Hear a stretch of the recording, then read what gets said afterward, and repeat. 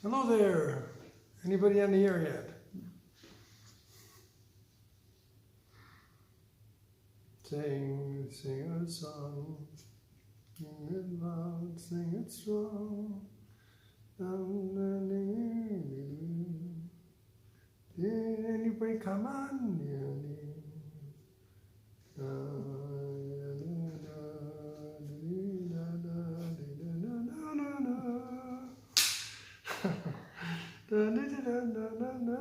We're waiting for some people to know. We're up to 500. 600. When we get up to 1,000, then we'll I won't stop you from hearing me sing.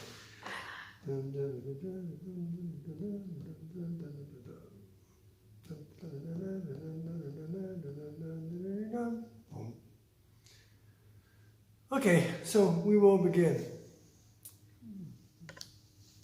Can't make people wait, Kyla. Okay. You could talk about something else in the meantime. Yeah, You have anything you could say? I'm so bashful in front of the camera. I don't know if I can speak. Right. Hi, Okay. everybody. Okay. Hi, everybody. Welcome to Excerpts from the Talmud, number 1. It's been a long time since we've been number 1. Anyway, so we have, tonight is Monday night, so we have Monday, Tuesday, Wednesday, Thursday. No, today's Tuesday. Today's Tuesday. That's right, today's Tuesday. So we have Tuesday, Wednesday, Thursday, 3 nights, and then Friday, maybe, and then we're home free. And I missed everybody. I missed being in front of the camera with you. So I thought, well, I'm going to come on. Instead of giving you my wit and wisdom of my look at the world, I thought what we can do is we can talk about what the Talmud describes, the destruction of the Beit HaMikdash and the destruction of Yerushalayim as well. It would take 3 nights, and it's not going to be long every night, maybe 10, 15 minutes, and hopefully everybody will learn something, including myself. So what I'm going to be giving to you, saying is found in the Talmud on page 56 in the portion called Gittin, Gittin, 56. You could look it up on the internet as well. Okay, here we go. First of all, my philosophy in speaking about anything having to do with the Jewish religion is to make it as basic as possible in the words that I use, so that no one feels that they're left out and everybody understands it and I don't, because I was once in the position where I thought everybody knew everything and I knew nothing. So knowing how that feels, so I'm going to get to a point where nobody will be left out. So when the Torah was given, 3,300 years ago, approximately, it was given in 2 forms. A written form, which is basically called the 5 Books of Moses, and it was written in a very big shorthand. And the fact that you see it in an English Bible or something, that's because people have filled in the blanks. But there are many blanks that, and if they're not blanks in words, they're blanks in concepts, and we just only a little itsy-bitsy things. And there was an oral tradition that was given as well. In this oral tradition, for example, there's a special mitzvah of special commandment of eating matzah on Pesach. It mentions to eat non-leavened bread, but all the details about it, how long it has to bake, etc., how big it is, how small it is, those were given in the oral tradition. And the oral tradition was passed from father to son, from generation to generation, till this generation, which is passing it to their children. And it was designed to be an oral tradition, not to be put into writing. But in the around the year 100, whatever it's called, in the numbers that we use, can't remember the abbreviation. I'm very good at showing you how imperfect I am. In those numbers, around the year 100, there were great persecutions of the Jewish people by the Romans, and scattering of schools, and there was a fear that the oral tradition would actually be lost. So there was a Rabbi Yehuda Nasi, who formulated a thing called the Mishnah. And the Mishnah is a shorthand version of the shorthand version. It's actually a longhand version of the shorthand version, but it's still in itself very concise, and it needs its own study as well, this Mishnah. And then about 400 years later, there were some rabbis who saw that even this explanation of the oral tradition, which is an explanation, that was too concise and people weren't catching it. So they wrote an explanation of that. Now that explanation is called the Gemara. So we have the Gemara, which is the final explanation, at least around the year 500, and that's an explanation on the Mishnah, which was around the year 100, which was an explanation of the oral tradition. And the Gemara and the Mishnah together make up a thing called the Talmud. And in the Talmud is many Jewish thought, history, virtually anything that you can imagine can be put into this set of books. Now, this set of books is not like this big or this big. It's like this big. It's huge. And actually, if you learn study one page of it a day, you will go through the entire thing in 7 years. So it gives you an idea how large it is. And so on page 56 in a volume called Gittin is the story of the destruction of the Beit HaMikdash. The story goes like this. I shouldn't use the word story, and it's a bad habit of mine. Story implies something that's not true. The event was like this. And many of the events, by the way, there was someone named Josephus, who was, I believe he was Jewish, but I'm not sure. And he sort of hung around with the Romans as well at that time.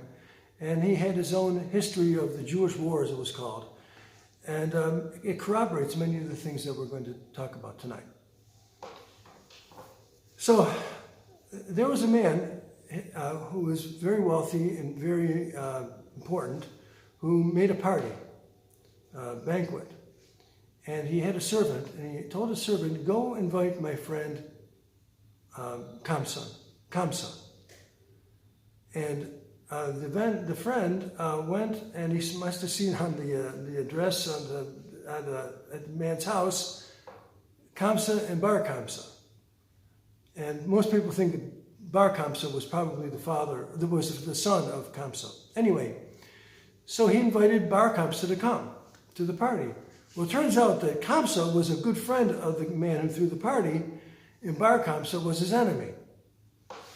So Bar Kamsa, they say, came to the party because he thought, well, he's going to make up to me.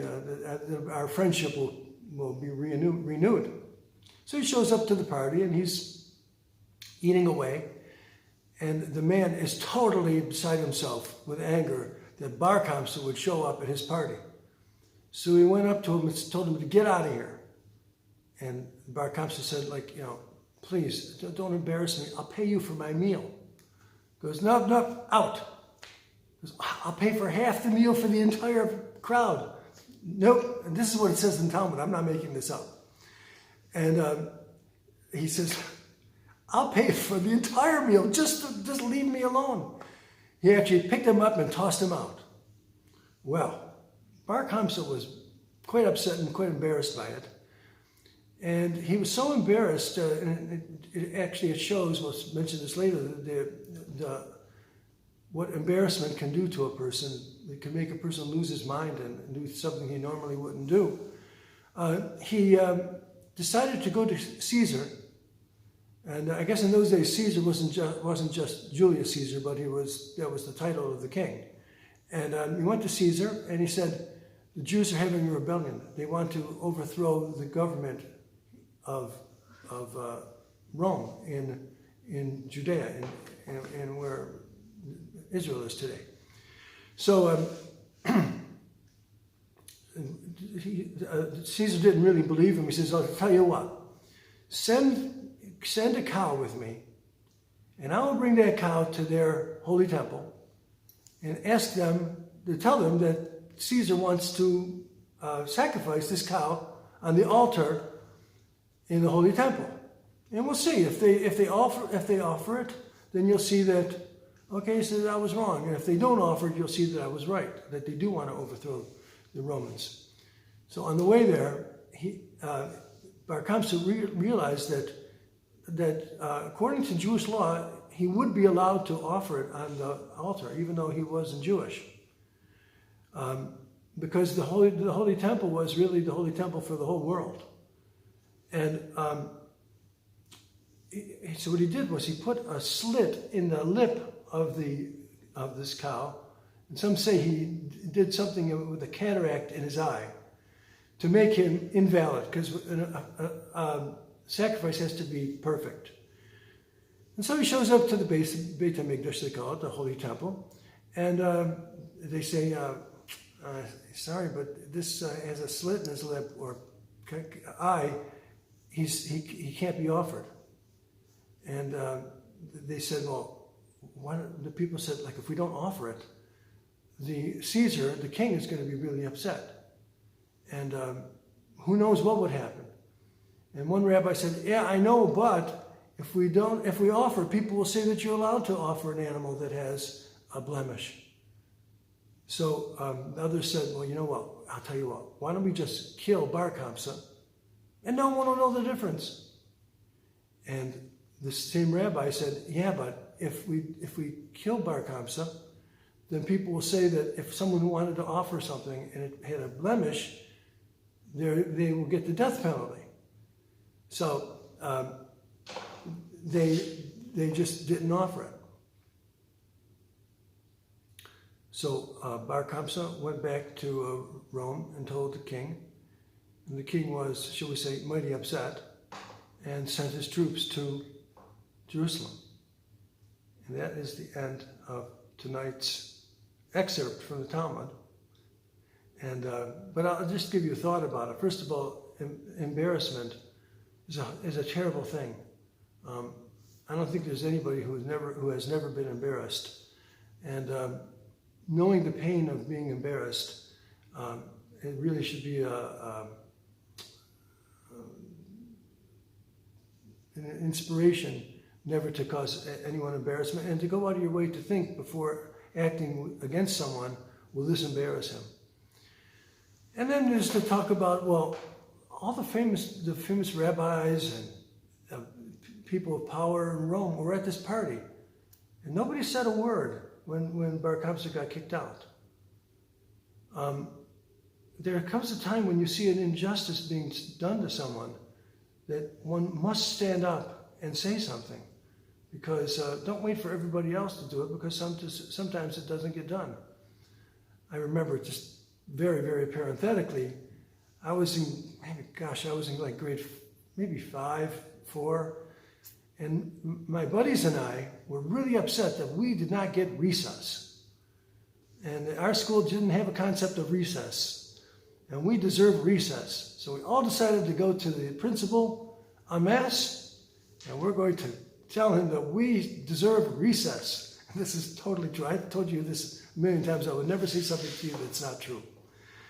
And so we all went to the main door of the office, and as we stepped in, a group of cowards, which was everybody but me, backed away, and I'm the only one who walked into the principal's office. And I spoke up, and I said, we deserve, whatever I said, we deserve recess, in whatever words I used. But sometimes you have to speak up, and especially if an injustice is done to another person, you can't let it go, because he turns around and sees that if nobody says anything, it must mean that they approve of the idea of tossing me out onto the street. So, those are my thoughts, and expert from the Talmud. I will try to do something tomorrow night. No guarantees. I don't know where I'm going to be, but if not tomorrow night, it'll be on Thursday night, and we'll continue the destruction of the Holy Temple. So, thank you very much for listening, and I hope you enjoyed this What? A substitution? Substitution instead of this. You might see this is my piano. We don't open that up. We don't I'll even get tempted, because then maybe you'll embarrass yourself by playing. Yeah, I'll embarrass myself by playing, and it would upset everybody out there. They wouldn't say a word. I know they wouldn't, Chaya. They'll all come marching into our apartment. So everybody have a nice evening. Thank you very much for tuning in, and we'll see you. Hopefully we'll see you tomorrow. Bye-bye. Same time. Bye-bye.